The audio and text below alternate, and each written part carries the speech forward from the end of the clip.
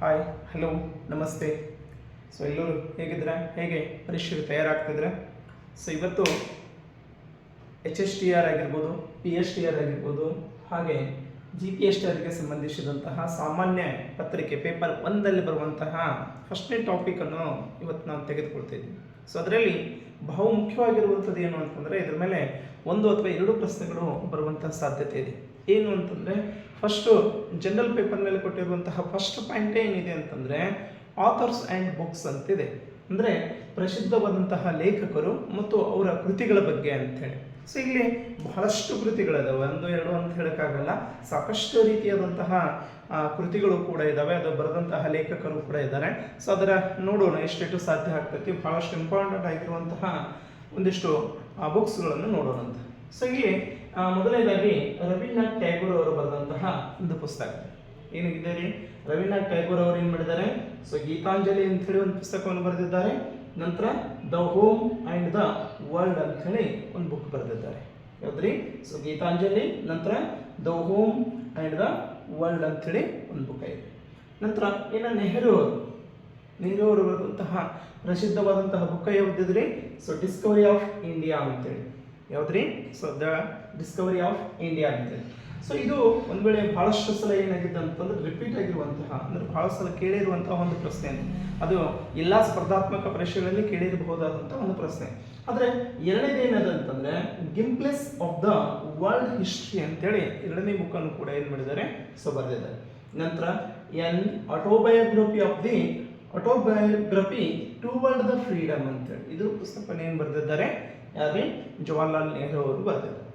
ಇನ್ನು ಬಹುಮುಖ್ಯವಾಗಿರುವಂಥದ್ದು ಅಂದರೆ ಗಾಂಧೀಜಿಯವರು ಬರೆದಂತಹ, ಯಾರೇ? ಮಹಾತ್ಮ ಗಾಂಧೀಜಿಯವರು ಬರೆದಂಥದ್ದು ಎಲ್ಲರಿಗೂ ಗೊತ್ತಿರುವಂಥದ್ದು ಅವರ ಆತ್ಮಚರಿತ್ರೆ ಮೈ ಎಕ್ಸ್ಪೆರಿಮೆಂಟ್ ವಿತ್ ಟ್ರೂತ್ ಅಂತೇಳಿ. ಹೌದ್ರಿ? ಮೈ ಎಕ್ಸ್ಪೆರಿಮೆಂಟ್ ವಿತ್ ಟ್ರೂತ್ ಅಂತೇಳಿ. ಸೊ ಇದು ಮಹಾತ್ಮ ಗಾಂಧೀಜಿಯವರ ಒಂದು ಆತ್ಮಚರಿತ್ರೆ. ಹೌದು. ನಂತರ ಹಿಂದ್ ಸ್ವರಾಜ್ ಅಂಥೇಳಿ ಒಂದು ಏನು ಮಾಡಿದ್ದಾರೆ? ಸೊ ಅದನ್ನು ಒಂದು ಬುಕ್ಕನ್ನು ಬರೆದಿದ್ದಾರೆ. ಹಾಗಾಗಿ ಕೆಲವೊಂದ್ಸಲ ಏನಾಗ್ತದೆ, ಹಿಂದ್ ಸ್ವರಾಜ್ ಗ್ರಂಥದ ಲೇಖಕರು ಯಾರು ಅಂತೇಳಿ, ಅದು ನೆಹರು ಆಗಿರ್ಬೋದು, ಗಾಂಧೀಜಿ ಆಗಿರ್ಬೋದು, ರವೀಂದ್ರನಾಥ್ ಟ್ಯಾಗೋರ್ ಆಗಿರ್ಬೋದು, ಅಥವಾ ಮೌಲಾನಾ ಆಜಾದ್ ಆಗಿರ್ಬೋದು, ಹೀಗೆ ಕೇಳುವಂಥ ಸಾಧ್ಯತೆ ಇರೋದ್ರಿಂದ ಹಿಂದ್ ಸ್ವರಾಜ್ ಅಂತೇಳಿ. ನಂತರ ಇನ್ನು ಮೌಲಾನಾ ಆಜಾದ್ ಅಂತೇಳಿ, ಸೊ ಇವರು ಬರೆದಿದ್ದು ಇಂಡಿಯಾ ವಿನ್ಸ್ ಫ್ರೀಡಮ್ ಅಂತೇಳಿ. ಇಂಡಿಯಾ ವಿನ್ಸ್ ಫ್ರೀಡಮ್ ಅಂತೇಳಿ. ಸೊ ಈ ಬುಕ್ಕನ್ನು ಏನಾಗಿದೆ ಅಂತಂದರೆ ಮೌಲಾನಾ ಆಜಾದ್. ಇನ್ನು ಅಬ್ದುಲ್ ಕಲಾಂ ಅವರು, ಡಾಕ್ಟರ್ APJ ಅಬ್ದುಲ್ ಕಲಾಂ ಅವರು ಬರೆದಂತಹ ಒಂದು ಬುಕ್ ಏನಂತಂದ್ರೆ ಅವರ ಆತ್ಮಚರಿತ್ರೆ ಅಂತ ಹೇಳಿ ಕೂಡ ಕರಿತೀವಿ, ದ ವಿಂಗ್ಸ್ ಆಫ್ ಫೈರ್ ಅಂತೇಳಿ. ಹೌದ್ರಿ? ದ ವಿಂಗ್ಸ್ ಆಫ್ ಫೈರ್ ಅಂತೇಳಿ, ಅಗ್ನಿಯ ರೆಕ್ಕೆಗಳು ಅಂತೇಳಿ ಕೂಡ ಏನು ಮಾಡ್ತೀವಿ? ಸೊ ಕನ್ನಡದಲ್ಲಿ ಓದ್ತೀವಿ. ನಂತರ ಎರಡನೇದು ಇಗ್ನಿಟೆಡ್ ಮೈಂಡ್ಸ್ ಅಂತ ಹೇಳಿ ಕೂಡ ಏನಾಗಿದೆ? ಎರಡನೇ ಬುಕ್ಕನ್ನು ಬರೆದಿದ್ದಾರೆ. ದ ಇಂಡಿಯಾ 2020 ಅಂತ ಕಾಣಿಸ್ತದೆ. ಬಹುಶಃ 2020 ಹೋಗಿದ್ದೇನೆ. ಸೊ 2020 ಅಂತ ಹೇಳಿ ಒಂದು ಬುಕ್ ಏನಿದೆ ಅದನ್ನು ಕೂಡ ಏನು ಮಾಡಿದ್ದಾರೆ? ಸೊ ಬರೆದಿದ್ದಾರೆ. ಇನ್ನು ಲಾಲ್ ಲಜಪತ್ ರಾಯ್ ಅವರು ಬರೆದಂತಹ ಒಂದು ಬುಕ್ದ ಹೆಸರು ಏನು ಅಂತಂದ್ರೆ ಅನ್ಹ್ಯಾಪಿ ಇಂಡಿಯಾ ಅಂತೇಳಿ. ಯಾವುದ್ರಿ? ಅನ್ಹ್ಯಾಪಿ ಇಂಡಿಯಾ ಅಂತೇಳಿ. ನಂತರ ಡಾಕ್ಟರ್ ಅಂಬೇಡ್ಕರ್ ಅವರು ಬರೆದಂತಹ ಒಂದು ಬುಕ್ಕನ್ನು ನೋಡೋದಾದ್ರೆ ಎನಿಹಿಲೇಷನ್ಸ್ ಆಫ್ ಕಾಸ್ಟ್ ಅಂತೇಳಿ, ಎನಿಹಿಲೇಷನ್ಸ್ ಆಫ್ ಕಾಸ್ಟ್ ಅಂತೇಳಿ ಒಂದು ಬುಕ್ ಇದ್ದಾರೆ. ದ ಪ್ರಾಬ್ಲಮ್ ಆಫ್ ರುಪಿ ಅಂತೇಳಿ. ಯಾವ್ದ್ರಿ? ದ ಪ್ರಾಬ್ಲಮ್ ಆಫ್ ರುಪಿ ಅಂತೇಳಿ ಕೂಡ ಸೊ ಒಂದು ಬುಕ್ ಇದೆ. ಅಂದರೆ ಇವು ಶ್ರೇಷ್ಠವಾಗಿರುವಂತಹ ಮತ್ತು ಶ್ರೇಷ್ಠ ವ್ಯಕ್ತಿಗಳು, ಪ್ರಸಿದ್ಧವಾಗಿರುವಂತಹ ವ್ಯಕ್ತಿಗಳು ಬರೆದಂತಹ ಕೃತಿಗಳು. ಇನ್ನು ಅದರ ಜೊತೆಗೆ ಇನ್ನೊಂದಿಷ್ಟು ಬುಕ್ಸ್ಗಳನ್ನು ನೋಡೋದಾದ್ರೆ ಅಮರ್ತ್ಯ ಸೇನ್ ಅವರು ಬರೆದಂತಹ, ಯಾರೇ? ಅಮರ್ತ್ಯ ಸೇನ್ ಅವರು ಬರೆದಂತಹ ದ ಆರ್ಗ್ಯುಮೆಂಟೇಟಿವ್ ಇಂಡಿಯನ್ ಅಂತೇಳಿ. ಯಾವ್ದ್ರಿ? ದ ಆರ್ಗ್ಯುಮೆಂಟೇಟಿವ್ ಇಂಡಿಯನ್ ಅಂತೇಳಿ ಬುಕ್ಕನ್ನು ಬರೆದವ್ರು ಯಾರು? ಅಮರ್ತ್ಯ ಸೇನ್. ಇನ್ನು ಶಶಿ ತರೂರ್ ಅಂತೇಳಿ, ಯಾರೇ? ಪ್ರಸ್ತುತವಾದಂತಹ ಸಚಿವರು ಕೂಡ ಇದ್ದಾರೆ. ಏನಂದ್ರೆ ಲೋಕಸಭೆಯ ಸಚಿವರು ಅಂತ ಕೂಡ ಕರಿತೀವಿ. ಶಶಿ ತರೂರ್ ಅವರು ಬರೆದಂತಹ ಗ್ರೇಟ್ ಇಂಡಿಯನ್ ನಾವೆಲ್ ಅಂತೇಳಿ. ಯಾವ್ದ್ರಿ? ಗ್ರೇಟ್ ಇಂಡಿಯನ್ ನಾವೆಲ್ ಅಂತೇಳಿ. ನಂತರ ಆನ್ ಎರಾ ಆಫ್ ಡಾರ್ಕ್ನೆಸ್ ಅಂತೇಳಿ ಕೂಡ ಸೊ ಇವರು ಕೃತಿಯನ್ನು ಬರೆದಿದ್ದಾರೆ.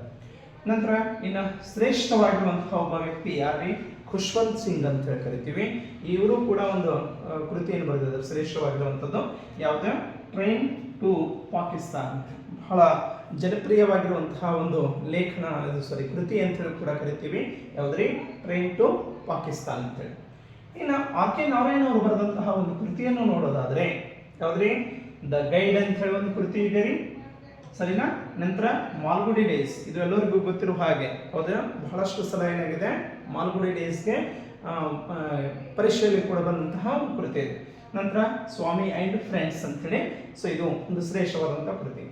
ಇನ್ನು ಮುಲ್ಕ್ರಾಜ್ ಆನಂದ್ ಅಂತೇಳಿ ಒಬ್ಬ ವ್ಯಕ್ತಿ ಏನ್ ಮಾಡ್ತಾರೆ ಅಂದ್ರೆ ಅನ್ಟಚಬಲ್ ಅಂತ ಹೇಳಿ ಒಂದೇನಿದೆ ಕೃತಿ ಇದೆ. ಯಾಕೆ ಅನ್ಟಚಬಲ್ ಅಂತ ಹೇಳಿ ಕೃತಿಯ ಲೇಖಕರು ಮುಲ್ಕ್ರಾಜ್ ಆನಂದ್ ಅಂತೇಳಿ. ಇನ್ನು ಅರುಂಧತಿ ರಾಯ್ ಅಂತ ಹೇಳಿ, ಯಾಕೆ Arundhati Roy the god of small things ಅಂತೇಳಿ. ಯಾವ್ದ್ರಿ? The god of small things. ಇನ್ನು ಸಲ್ಮಾನ್ ರಶ್ದಿ ಅವರು ಬರೆದಂತಹ ಒಂದು ಕೃತಿ ಹೆಸರು ಏನು ಅಂದ್ರೆ ಮಿಡ್ ನೈಟ್ಸ್ ಚಿಲ್ಡ್ರನ್. ಯಾವ್ದ್ರಿ? ಮಿಡ್ ನೈಟ್ಸ್ ಚಿಲ್ಡ್ರನ್ ಅಂತ ಹೇಳಿ.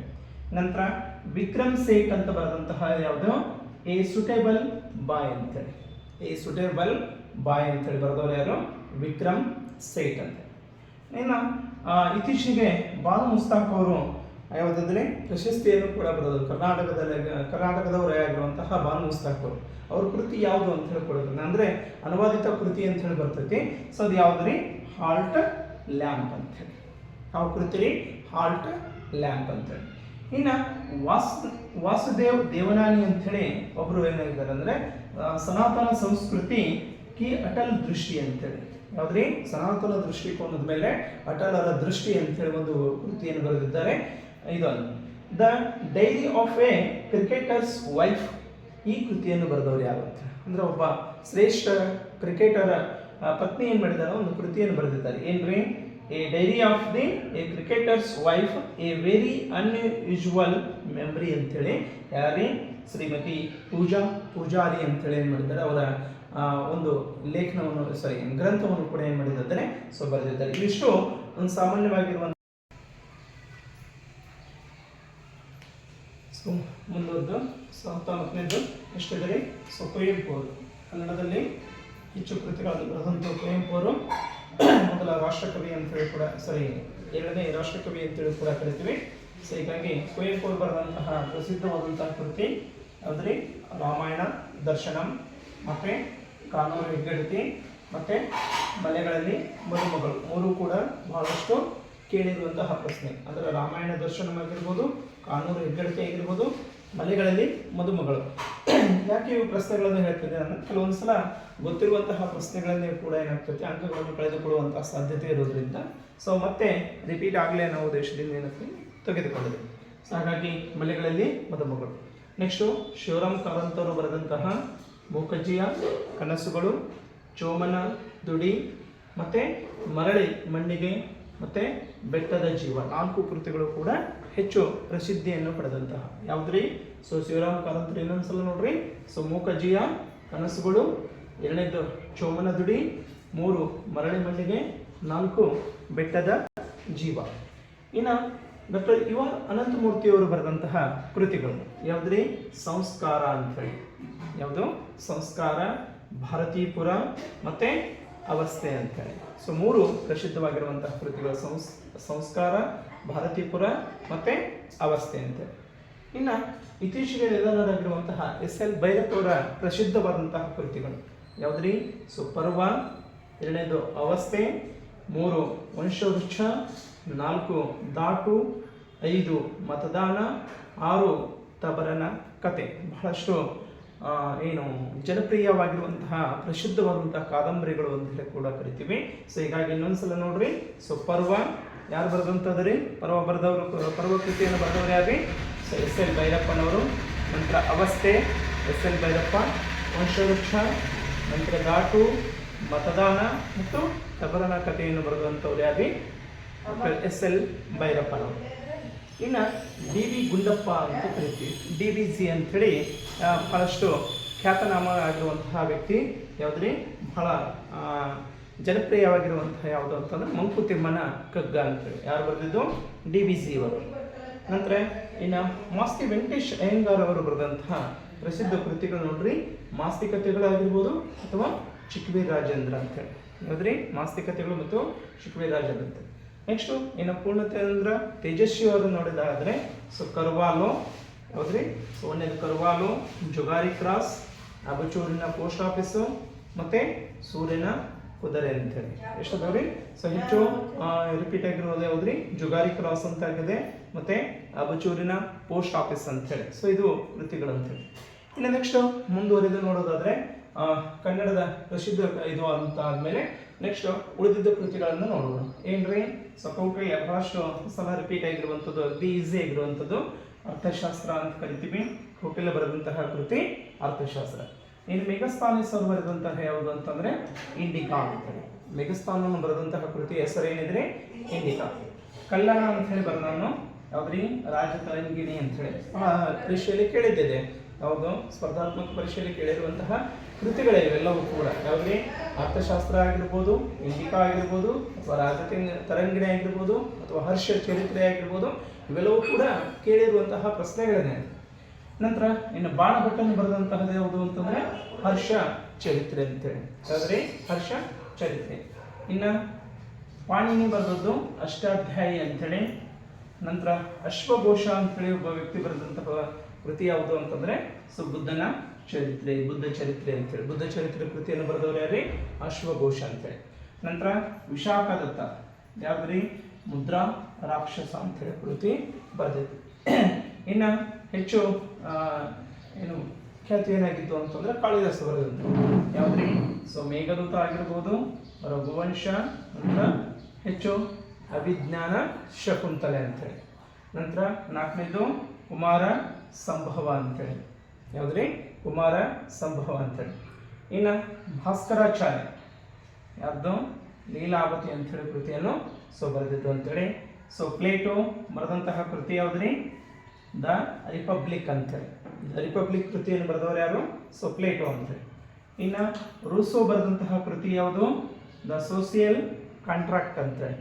ಯಾವ್ದ್ರಿ, ದ ಸೋಸಿಯಲ್ ಕಾಂಟ್ರಾಕ್ಟ್ ಅಂತೇಳಿ. ಇನ್ನು ಕಾರ್ಲ್ ಮಾರ್ಕ್ಸ್ ಬರೆದಂತಹ ಕೃತಿ ಹೆಸರು ದಾಸ್ ಕ್ಯಾಪಿಟಲ್ ಅಂತೇಳಿ. ಯಾವ್ದ್ರಿ, ಕಾರ್ಲ್ ಮಾರ್ಕ್ಸ್ ಬರೆದಂತಹ ಕೃತಿ ದಾಸ್ ಕ್ಯಾಪಿಟಲ್. ಇನ್ನು ಚಾರ್ಲ್ಸ್ ಡಾರ್ವಿನ್ ಬರೆದಂತಹ ಕೃತಿ ಹೆಸರು on the origin of the species. ಯಾವುದು, on the origin of the species. ಇನ್ನು ಸ್ಟೀಫನ್ ಹಾಕಿಂಗ್, ಶ್ರೇಷ್ಠ ಸೈಂಟಿಸ್ಟ್ ಆಗಿರುವಂತಹ ಸ್ಟೀಫನ್ ಹಾಕಿಂಗ್ ಅವರು ಬರೆದಂತಹ ಕೃತಿ a brief history of the time ಅಂತೇಳಿ. ಯಾವ್ದ್ರಿ, a brief history of the time ಅಂತೇಳಿ. ಇನ್ನು ಲಾಸ್ಟ್ ಕೊನೆಯದಿರೋದು ವಿಲಿಯಂ ಶೇಕ್ಸ್ಪಿಯರು. ಸೊ ಈತನ ಕೃತಿಗಳು ಕೂಡ ನಿಮ್ಗೆ ಗೊತ್ತಿರುವ ಹಾಗೆ ಎಲ್ಮೆಟ್ ಅಂಥೇಳಿ, ಓಥೆಲೋ ಮತ್ತು ಕಿಂಗ್ ಲಿಯರ್ ಅಂಥೇಳಿ ಸೊ ಪ್ರಸಿದ್ಧವಾದಂತಹ ಕೃತಿಗಳು ಅಂತೇಳಿ. ಸೊ ಇಷ್ಟು ಇವತ್ತಿನ ದಿವಸ ಏನಾಗಿದೆ ಅಂದರೆ ಒಟ್ಟು 40 ಕೃತಿಗಳು, ಶ್ರೇಷ್ಠವಾಗಿರುವಂಥ ಕೃತಿಗಳು ಮತ್ತು ಅವರು ಬರೆದಂತಹ ಲೇಖಕರ ಬಗ್ಗೆ ಸೊ ತಿಳಿದುಕೊಳ್ಳೋಣ. ನೆಕ್ಸ್ಟ್ ಮುಂದಿನ ಭಾಗದಲ್ಲಿ ಏನು ಮಾಡೋಣ, ಇನ್ನೂ ಉಳಿದಿರುವಂತಹ ಲೇಖಕರು ಮತ್ತು ಅವರು ಬರೆದಂತಹ ಮತ್ತು ಪ್ರಶಸ್ತಿಯನ್ನು ಗಳಿಸಿರುವಂತಹ ಕೆಲವೊಂದು ಕೃತಿಗಳ ಬಗ್ಗೆ ಏನು ಮಾಡೋಣ ಸೊ ತಿಳಿದುಕೊಳ್ಳೋಣ.